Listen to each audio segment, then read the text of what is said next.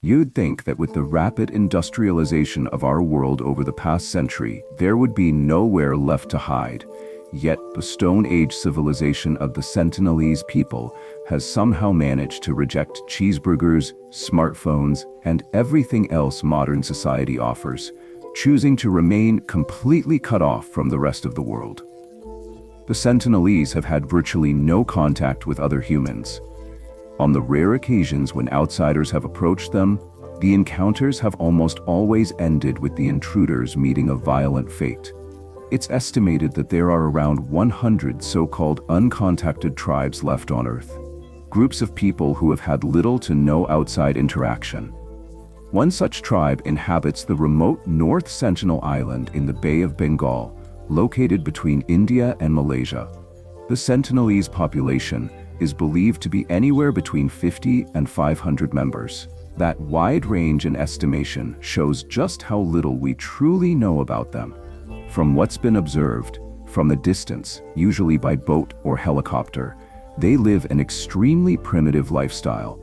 They use Stone Age tools, live as hunter-gatherers, and have no knowledge of agriculture. Surprisingly, they have not discovered how to create fire. Instead, they wait for lightning strikes to provide embers, which they then try to preserve for as long as possible. You can imagine the inconvenience, planning a roast only to find there's been no lightning that week. Anthropologists believe the Sentinelese are direct descendants of the very first humans to leave Africa, and their way of life has changed very little over the past 60,000 years. They remain uncontacted today, but not for a lack of attempts. Numerous efforts to establish communication have ended with outsiders being driven away by volleys of arrows, or worse. One incident involved two fishermen who were illegally fishing in the waters near the island. They became so intoxicated that they couldn't navigate back to the mainland and instead fell asleep on their boat. During the night, the vessel drifted onto North Sentinel's shore. The tribespeople emerged from the jungle, attacking the men with arrows and spears, leaving them dead on the beach. Days later, an Indian Coast Guard helicopter tried to retrieve the bodies, which were visible from the air. But as it approached the island, the aircraft was met with a rain of arrows, forcing it to retreat. The Sentinelese do not even communicate with nearby tribes. While most indigenous groups in the region share related languages, the Sentinelese language is entirely unique and completely unintelligible to outsiders. Their hostility is understandable. Their limited history of outside contact has brought only harm. During the British colonial era, explorers employed a tactic to gain access to isolated tribes, kidnapping a few members, treating them well, showering them with gifts, and then releasing them in hopes the rest of the tribe would be more welcoming. This strategy often worked, until they tried it with the Sentinelese.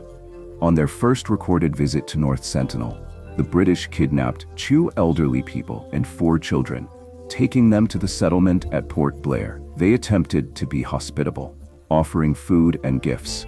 However, the 2 elderly captives soon fell ill and died. The British realized that returning to the tribe after killing its elders would likely end in hostility. So they released the children back onto the island and abandoned the idea of befriending the Sentinelese. We now know the likely cause of the elders' deaths. Centuries of isolation have left the tribe's immune systems far behind those of the modern world. Diseases such as influenza or smallpox, long defeated by modern medicine, could easily devastate the tribe after a single encounter. Recognizing this, the Indian government eventually passed laws banning all contact with the Sentinelese. Anyone caught trying to approach the island now faces a prison sentence. The last recorded sighting of the tribe was after the devastating 2004 Indian Ocean tsunami, which killed more than 230,000 people in 24 countries. Concerned that the tribe may have been wiped out, the Indian Navy flew a helicopter over the island. As it approached, arrows were once again fired toward the aircraft, a clear sign that the Sentinelese had survived and were continuing their long tradition of keeping the outside world at bay.